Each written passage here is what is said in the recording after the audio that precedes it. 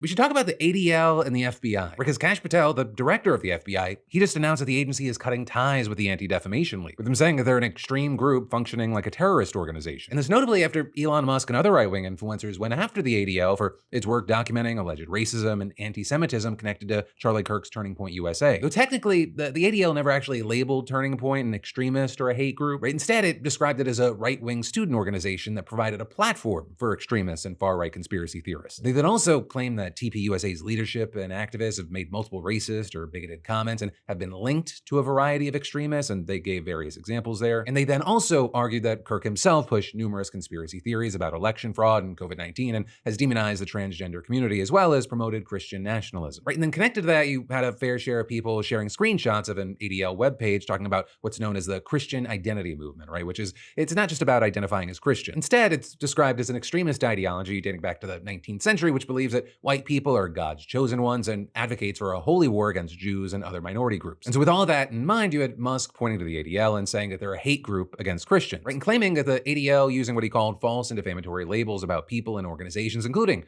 calling them extremist, hate, or terror groups, encourages murder. And Musk then going on to say that they're a far left hate propaganda machine, which I will say is also a little bit funny, just because, you know, a lot of the criticism of the ADL has actually come from people that are considered more far left, right? And specifically Palestine supporters or Netanyahu critics. They've slammed the organization for equating anti-Zionism and even general criticism of Israel with anti-Semitism. I mean, you've even had ADL employees speaking out against the ADL's defense of the Israeli government. Though also, notably, a lot of backlash came in response to the ADL's past defense of Elon Musk. Or you might remember when Elon Musk did this, the ADL called it an awkward gesture and a moment of enthusiasm. And actually now, in response to all this, you've had the ADL accused of folding to Musk again by taking down its so-called glossary of extremism, reportedly removing over 1,000 pages of related research from its website. Though there you had the ADL defending itself in a statement saying that an increasing number of entries in the glossary were outdated and noting we also saw a number of entries intentionally misrepresented and misused. But again, another big aspect of this backlash we're seeing it has to do with the ADL's ties to the FBI and other law enforcement. Because if you didn't know, the ADL's partnered with law enforcement agencies for decades to educate them on extremism and anti-Semitism. And actually in the case of the FBI, it's mandatory for new agents to complete the ADL's Law Enforcement and Society Workshop, which, according to the description, examines the history of the Holocaust, the role of police under the Nazis, and the implications of the Holocaust for law enforcement today. I mean, he even had in 2014, former FBI Director and I guess now recently indicted James Comey delivering a speech praising the ADL for its work, saying, if this sounds a bit like a love letter to the ADL, it is, and rightly so. But now you've got Kash Patel telling Fox News, James Comey disgraced the FBI by writing love letters to the ADL and embedding agents with an extreme group functioning like a terrorist organization